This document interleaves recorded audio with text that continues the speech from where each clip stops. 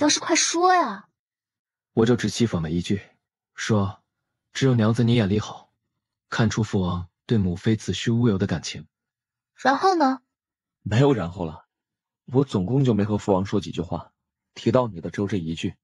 世子爷，王妃派奴婢来问你王爷手受伤情况。回去告诉母妃，让她别担心了。虽然父王伤了右手，但左手一样能吃饭，不会饿死的。这是让母妃别担心吗？这分明是让她担心的吃不下睡不着。现在相信我说的，父王喜欢母妃了吧？就算喜欢，那肯定也没多少。有些人感情越浓烈越不会表达，没准父王就是这种人呢。但愿是吧。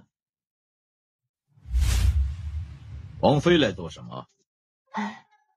来喂饭。什么？天儿说王爷你伤了右手，没法吃饭，让我来给你喂饭。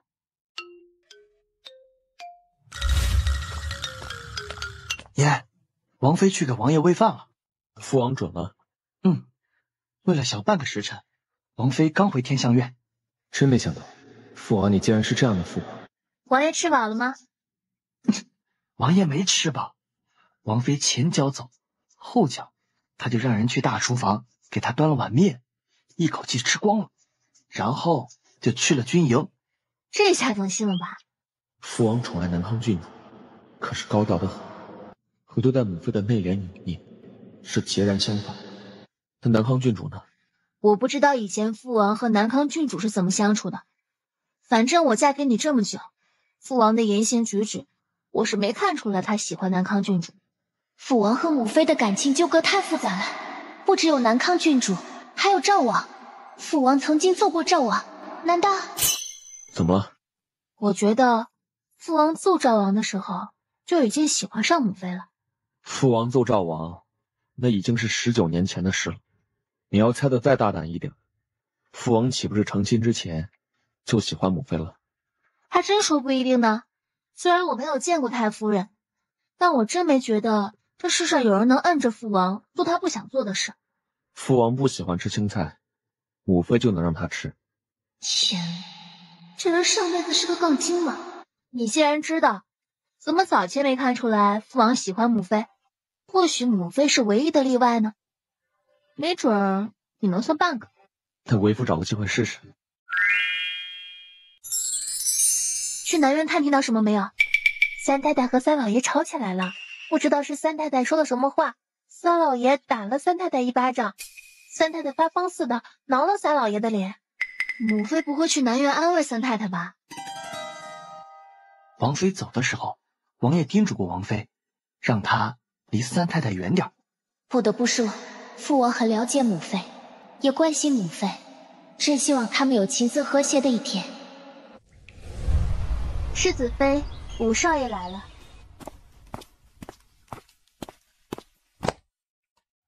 五少爷走了？挑了2本兵书就回去了。这5000两，明儿你交给西安郡王他们，让他们把火锅酒楼的利润从我账上划一成，给四方就成了。世子爷，四少爷来了。谢百轩是来送银票的，谢百远来做什么？总归不会是来跟谢百庭道谢的。世子妃，四少爷和世子爷打起来了。这四少爷莫不是以为相公病了这么些年打不过他，气头上来揍相公一顿出气吧？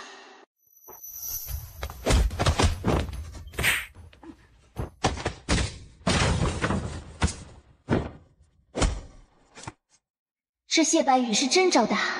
你让我爹娘不和，你到底安的什么心？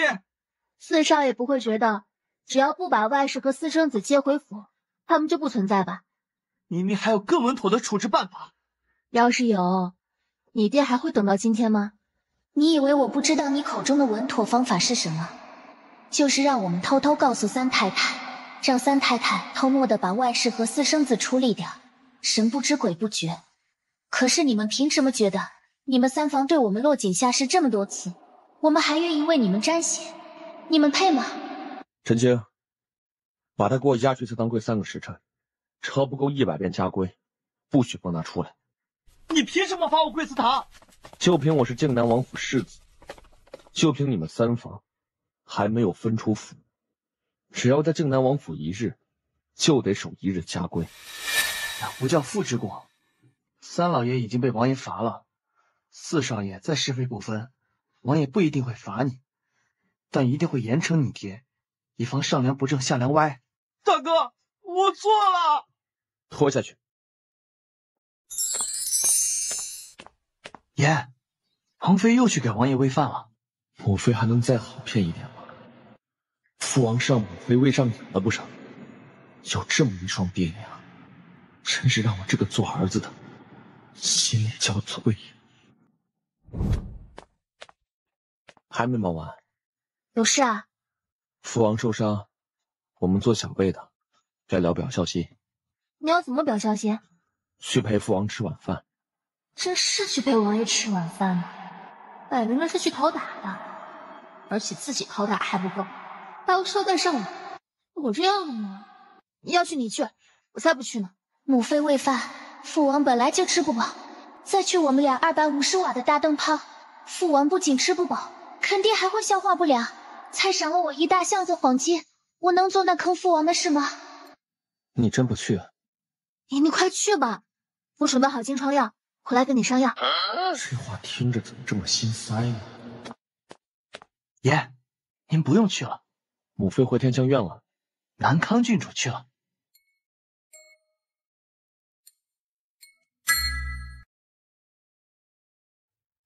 别忘了给我送绿豆汤。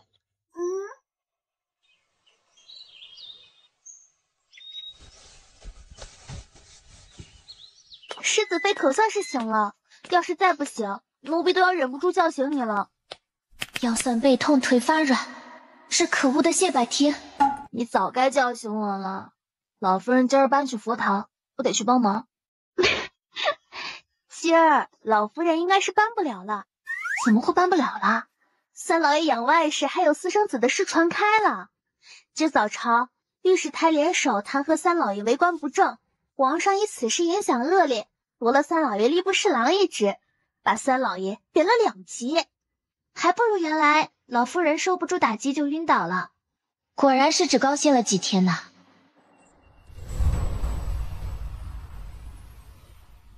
福陵呢？福陵上街给世子妃您取衣服去了。很好，那厮折腾我许多天，是该我反击了。世子妃，刘妈妈让奴婢问问，今儿小厨房是做什么消暑，去送给世子爷？这人险些要了我半条命，还想让我给他送去消暑的吃的，真的想得美。什么都不用做，世子爷不是让世子妃给他送1个月的消暑吗？他说了我就得照办吗？天天送绿豆汤和银耳莲子羹，太腻味了。我给他送点更解暑的，亲自交到你主子手里去。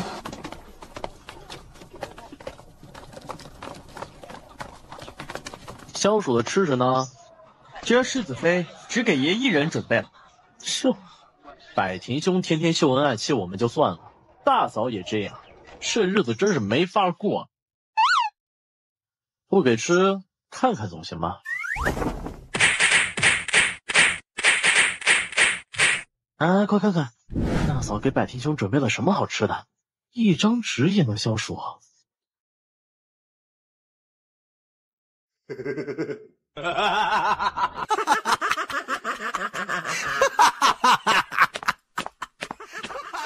他们在笑什么？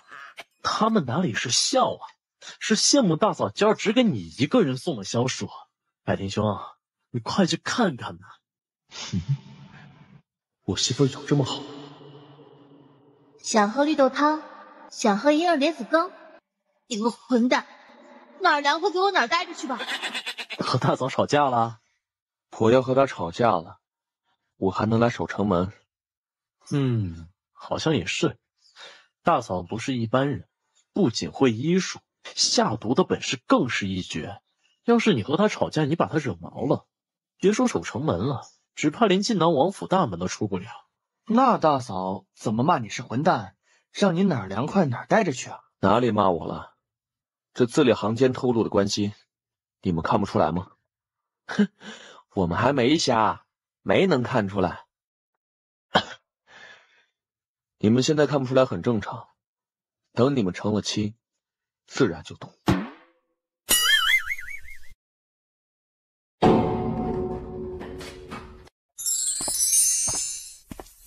相公回来啦！怎么突然变得这么热情？给我送那么一碗消暑去，我还以为回府你会不理我的。我哪敢啊！其实让陈青送出府，我就后悔了。怎么感觉有点不太对劲呢？不至于给我下毒吧？我又不傻，毒死你，我得跟你守寡；毒不死你，我最后还不落你手里。三人有情饮水凉。你是不准备吃晚饭了吗？别急，晚上给你个惊喜。不想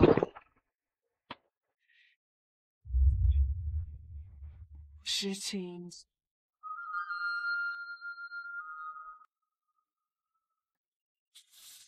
还早呢，你去书房看书，没个半个时辰不许回来。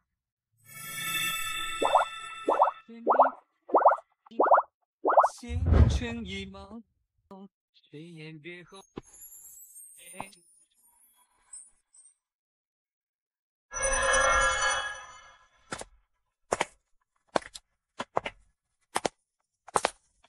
不好看吗？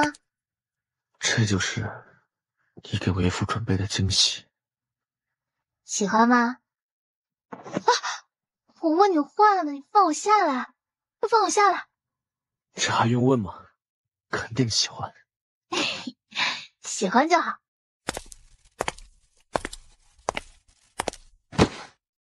啊！我只是给你看看，你别多想，你离我远点儿，大姨妈来了。我前2天就提醒过你了。我该猜到，要不是给我挖坑，他怎么可能这么热情？事出反常必有妖，说的果然一点不错。睡觉吧，你明天还要守城门呢。我天天的求饶，盼星星盼月亮，总算等到了这一天。今晚要是不让这厮求饶，我就不姓苏。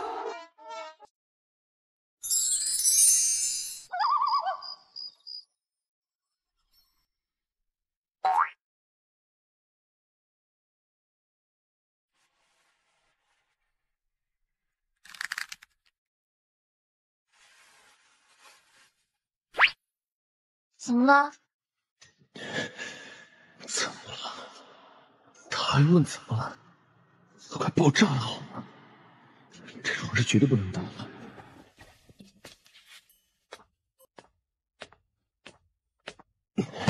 换上。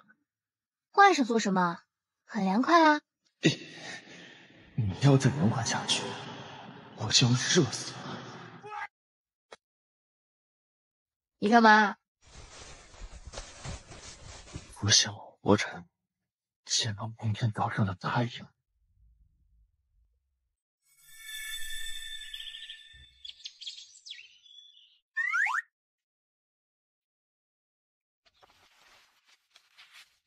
奇怪，我怎么穿的这件衣服？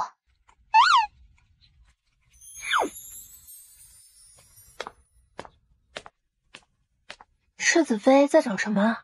我昨晚穿的衣服呢？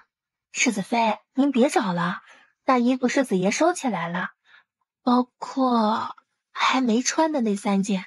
我就猜到是这厮被我拿走了，可是我衣服什么时候被换了，我竟然不知道。我怎么睡得跟个猪一样？别大晚上把我扛出去扔了，我都不知道。世子妃，太后要回京了。这怎么可能呢？太后前2天才动身离京去避暑啊，怎么又要回来了？太后在避暑的路上中暑了，随行太医觉得继续赶路更伤太后身体，建议太后回京，然后太后就不去避暑了。太后这避暑之路一拖再拖，我看她压根就没打算去避暑，只是走个过场，好堵住皇上的嘴。世子妃，赵王妃来了，来向您和世子爷道谢。赵王妃跪求我们帮忙请假大夫，赵王府道谢很正常，但赵王妃亲自来就有点耐人寻味了。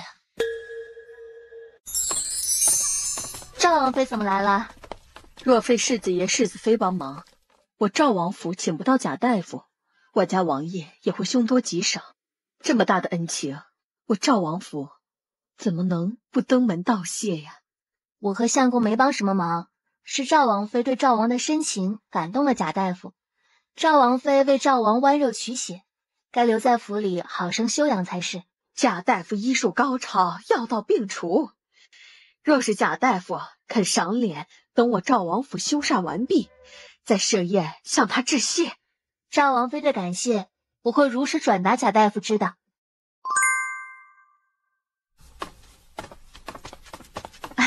赵王妃太客气了，贾大夫替赵王解毒收了诊金，这谢礼我不能收。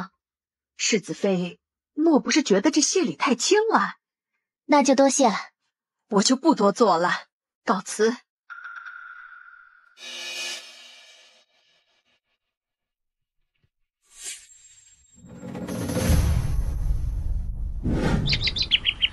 郡主，赵王妃来了。赵王府又不是没付诊金，就算要道谢，也用不着大嫂你亲自来啊。你这不是自讨苦吃吗？哪里是我愿意来，我只是咽不下这口恶气。怎么回事？你知道，当日和王爷一样中毒的有6名暗卫，其中1名被王爷派出府了。那5名暗卫得贾大夫医治，没一个活下来的。那出府办事的，按说该必死无疑了。可你猜怎么着？今儿一早，那暗卫回来了，不仅没死，还活得好好的，根本不用贾大夫救。王爷3天就没事了。那贾大夫替王爷解毒，收了我赵王府2万两，还治死了我赵王府5名暗卫。经过这事儿啊，我更坚信当日火烧我赵王府，险些要了王爷命的人，就是靖南王世子世子妃。可世子身边仅有1个暗卫，还是王爷给的。哎呦，既是暗卫，靖南王给世子多少，你当真知道？连爵位都给了，何况只是区暗卫呀？靖南王宠爱你，但也只是你。对我赵王府，靖南王可从来没亲近过。那是我兄长，王爷绝不会让世子杀我兄长的。这回，若靖南王肯帮忙请贾大夫，我何至于在靖南王府大门口跪那么久啊？不管是不是世子世子妃派人去杀的大哥，烧的赵王府，我与他们都势不两立。有他们没我，有我没他们。郡主，世子妃把赵王妃刚刚送给她的谢礼派人送去给了大姑娘，说晋南王府和赵王府是亲家，她收那么重的谢礼心里过意不去，就借花献佛送给大姑娘，当做是给大姑娘的添妆。算他懂事。难怪你斗不过他了，果然不一般。那蚕丝镯是我特地命人打造的，里面藏了药，他竟然一点不动心啊！赵王妃为赵王剜肉取血，今儿都能来王府道谢了。王爷手和赵王妃一天受的伤，却迟迟没好。我实在不放心，就派人请了太医来。那就有劳孙太医给我诊治了。伤呢？养了几天连筷子都拿不了的伤呢？我瞎了吗？手上的伤口不是早愈合了？看着是好了，其实见风就疼，扎针似的疼。孙太医，我这手大概多久能好啊？这什么时候能好，还不是王爷您说了算呢？这么问我，让我怎么猜呀？王爷的病少见，什么时候能好，我也不敢确定。可能3、5日，也可能要10天半个月。不会一直好不了吧？不会，王妃放心，王爷手上的伤啊，一定能好。只是，具体什么时候说不准。那就有劳孙太医开方子了。那就只能委屈王妃喂我些食物。孙太医医术不行，要不我再给王爷请个太医吧。就是把太医院所有太医都请来，那也是靖南王说了算了。王妃也太不了解王爷了。不过靖南王竟然为了让王妃喂他吃饭装手疼，要不是我亲耳听见，打死都不会信吧。孙太医点王爷看过手之后，就去给老夫人和三老爷诊治，又顺便给三姑娘把个脉。可是三姑娘磨蹭了很久，才让太医进屋，还推说自己没有梳妆，要在纱幔后面诊脉。露出来的那截手臂、手指上都是茧子，连旁边的赵管事都看出来，那不是三姑娘的手了。看完三姑娘，又去看了二少奶奶，但二少奶奶明明脸色苍白，却坚定地说自己没事，没让孙太医诊治。赵管事封了5个人的诊金给孙太医，临走的时候，孙太医还嘀咕：没病装病的王爷，有病装没病的二少奶奶，让丫鬟假装主子的三姑娘，靖南王府这一家子可真奇怪。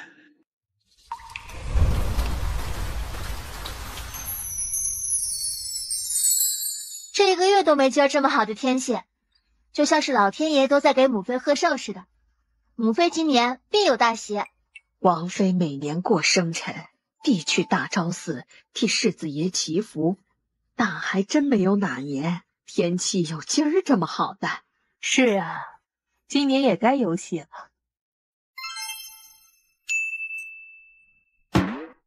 我说的是母妃有喜，我不是那个意思，我是说母妃有喜事。母妃除了能抱孙儿，还能有什么喜？那可说不一定。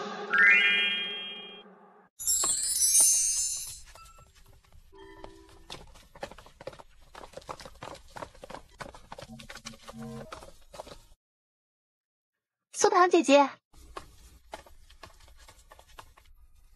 我就猜到你还和往年一样来大昭寺，难为你年年都来大昭寺陪我。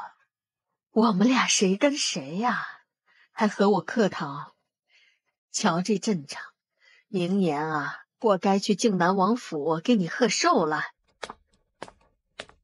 这里不是说话的地方，我们还是先去上香吧。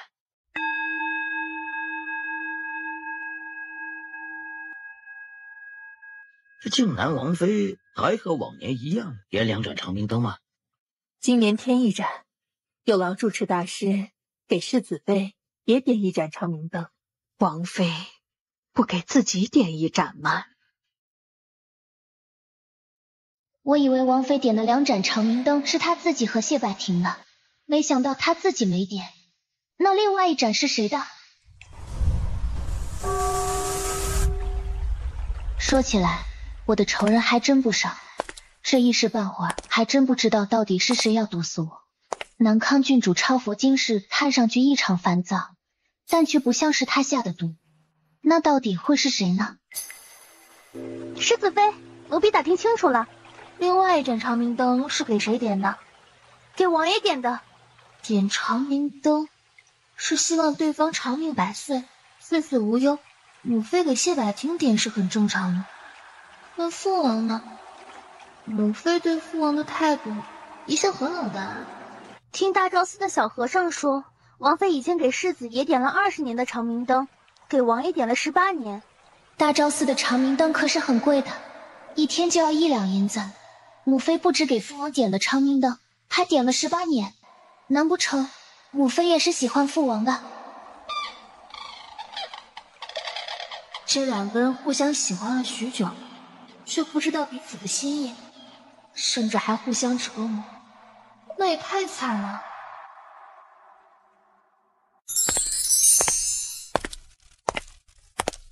我还忙着给柔儿挑嫁妆，我就先回去了。不到小半个时辰就用斋饭了，难得来一趟，用不着这么急着回去吧？准备嫁妆也不差这一时半会儿啊。柔儿出嫁在即，我恨不得1天掰成2天用。等柔儿嫁了，有的是时间来大昭寺上香祈福。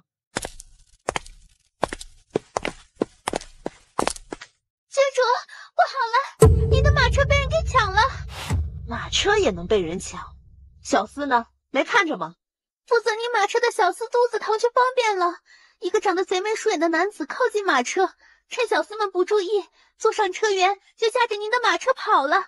小厮们已经去追了。既然小厮已经去追了，肯定能把马车追回来。你呀，就耐心在大昭寺多等会儿吧。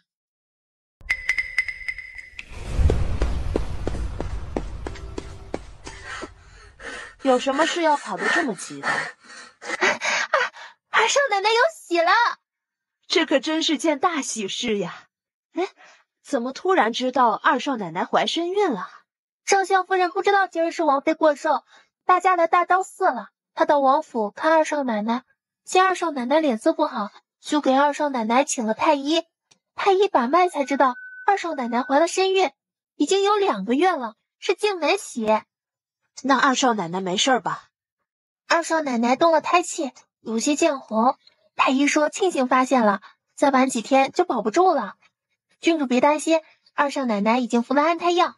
怎么能不担心啊？那可是我头一个孙儿。我没能给王爷生下长子，但我儿子能给王爷生下长孙，也算是扳回一局了。哎呀，长子长孙，即便是庶出，地位也会特殊些。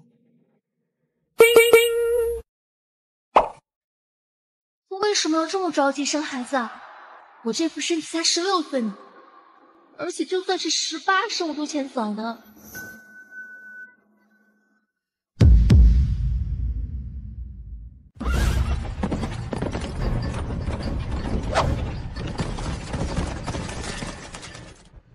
是我在做梦吗？临死之前梦到了王爷来救我，可我是和南康郡主一起出事的，王爷又怎么可能弃南康郡主不顾来救我呀？你有没有哪里摔伤啊？有没有哪里疼啊？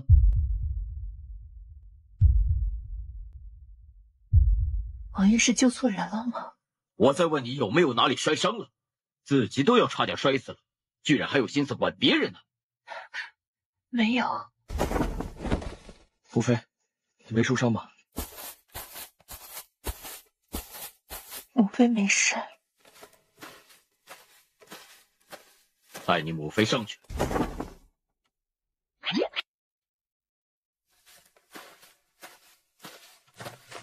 好端端的，怎么就惊马车了？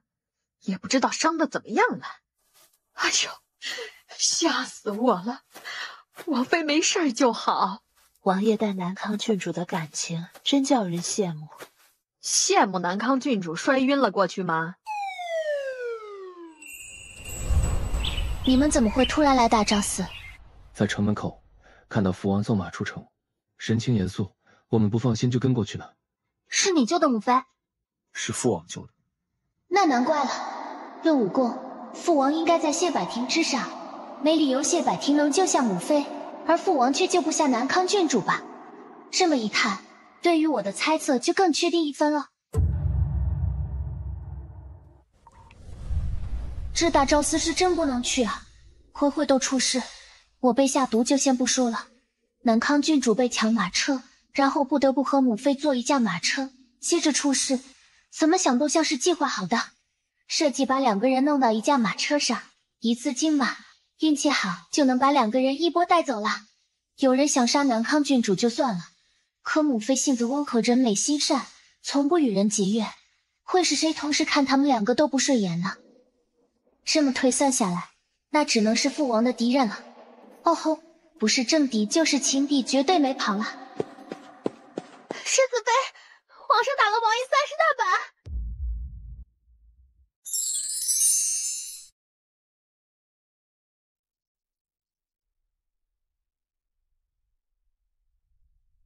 王妃，皇上杖责了王爷30大板。王爷不是在南康郡主那儿吗？南康郡主伤得不重，王爷都没等她醒就出府了，这会儿看应该是赶着进宫了。扶我躺下。哎，还是奴婢扶王爷吧，王妃的胳膊。你胳膊怎么了？我没事，王爷先躺下吧，我给你上药。世子爷找我，可知道皇上为何要杖责父王？今儿皇上传诏，王爷见了王爷，还有宋国公和宁王他们在御书房议事。皇上说话的时候，王爷突然说有急事，就匆匆退下了。皇上他们以为王爷内急，等了王爷半天，才知道王爷出宫了，还是去救南康郡主。皇上一怒之下，就杖责了王爷30大板。王爷没告诉皇上，他救的人是王妃。这属下并不清楚。父王十有八九没说，就冲我和谢百庭立下的功劳。皇上要是知道父王赶着救母妃还打父王的话，那不就寒了谢百庭的心了吗？怎么了？苦肉计。快马加鞭的救母妃，又因此被打，母妃能不感动吗？本来就不是父王的对手，现在又用上了苦肉计，母妃是逃不出父王的手掌心了。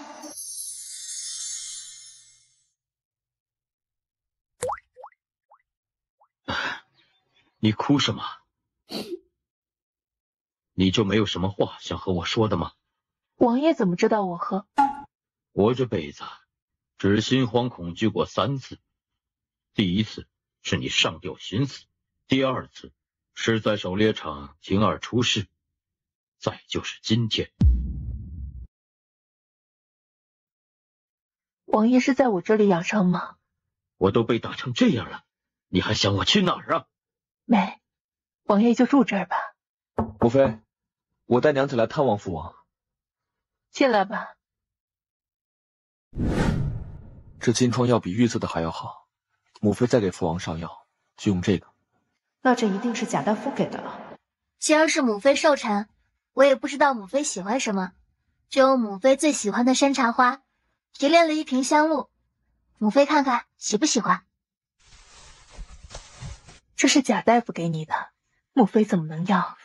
是我自己提炼的，母妃要不喜欢山茶花，回头我再给你炼些别的香露。那母妃就收下了。你给母妃准备的寿礼是什么？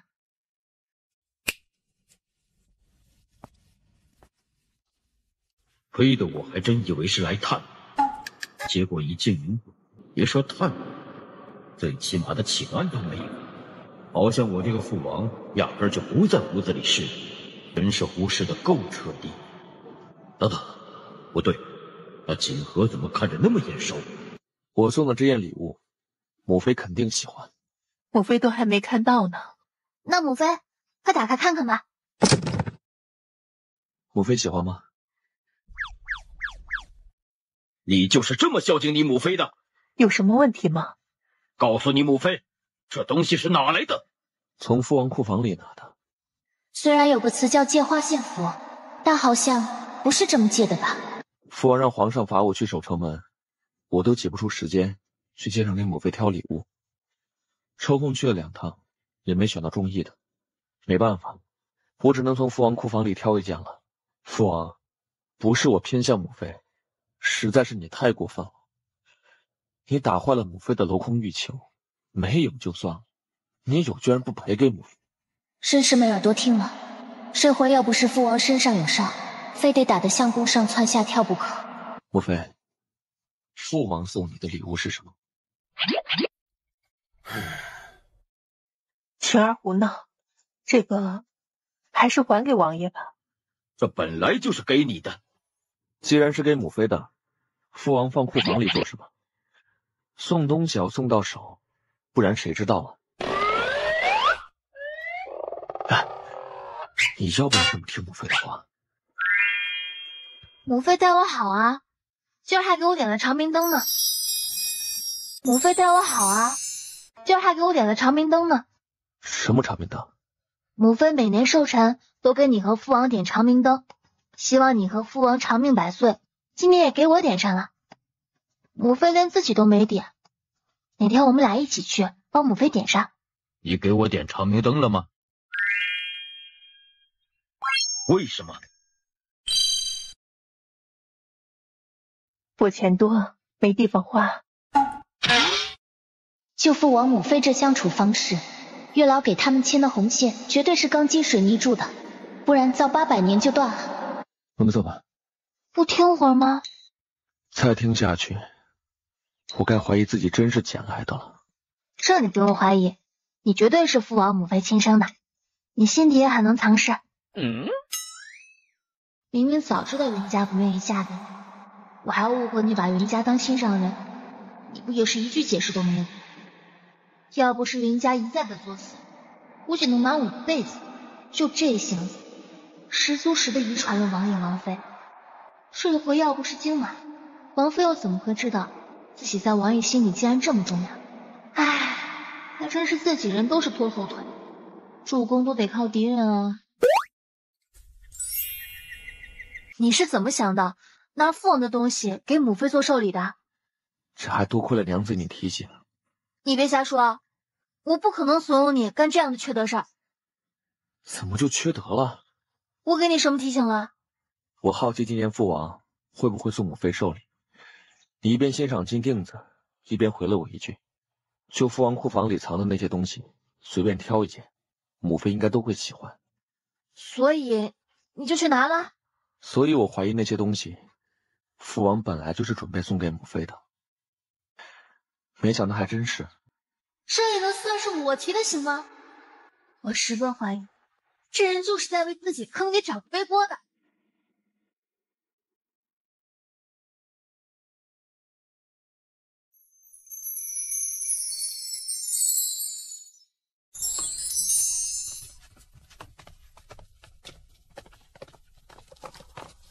大嫂怎么来了？你怀了身孕，我昨儿就该来探望你的。不是说世子妃出手很大方吗？来探望竟然空着手来，也不怕被人笑话抠门。你肚子里怀的是我们靖南王府的长孙，王爷很看重，需要什么补品药材，只管派人与赵管事说。你动了胎气，吃进嘴的东西要格外小心，我不敢乱送，就和王爷一样，直接送银票了。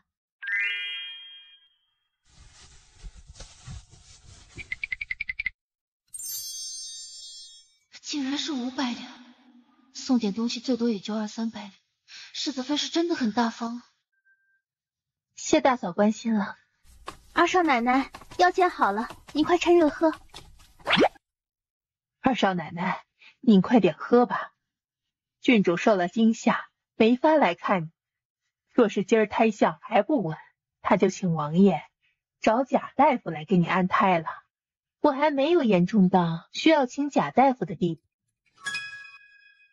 您肚子里怀的是王爷的头一个孙儿，王爷甚是看重，才有喜就赏了5000两，真需要请贾大夫，王爷肯定会给二奶奶请的。他们连贾大夫是谁都不知道，就觉得王爷能使唤得动。我们世子妃是凭谁都能招之即来挥之即去的。怀身孕才赏5000两，有什么好得意的？王爷随随便便就赏了世子妃1大箱的黄金呢。我们世子妃要是得意的话，还不得把他们一个个的肺都气炸呀？我妈妈说请贾大夫，摆明了是在为谢白眼炫耀，但赵嫣的反应怎么有点奇怪呢？她似乎很怕见大夫啊。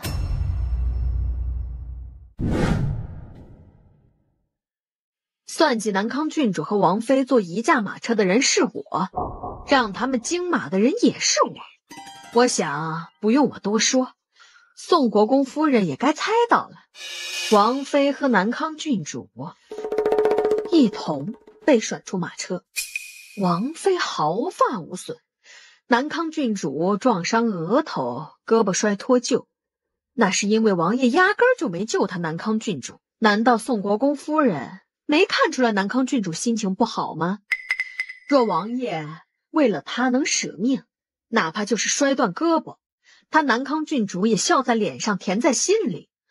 何况王爷此时人在天香苑，那为何街头巷尾都在传王爷救的人是南康郡主？王爷、王妃还有南康郡主3个人之间的感情复杂着呢。王爷要是能为南康郡主舍弃兵权，就不会立大少爷为世子了。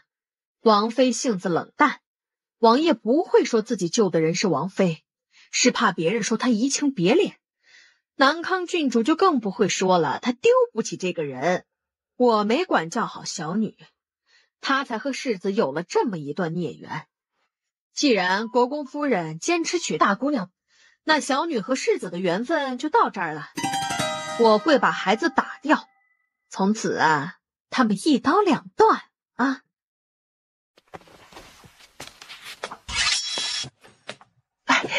有话好好说，孩子是无辜的。大姑娘不是不能生，国公夫人何必如此啊？曾有个道士给犬子算命，他第一个儿子必是人中龙凤，成就不在国公之下。宋国公已经权势滔天了，不在他之下，莫不是？没人能保证薇儿肚子里怀的就是个儿子呀。但他有一半的机会，不是吗？我还是那话，我不介意谁上我宋国公府的花轿，但谁要敢伤我那未出世的孙儿，就是我宋国公府的死敌，不论是谁。我要见一下府上世子妃。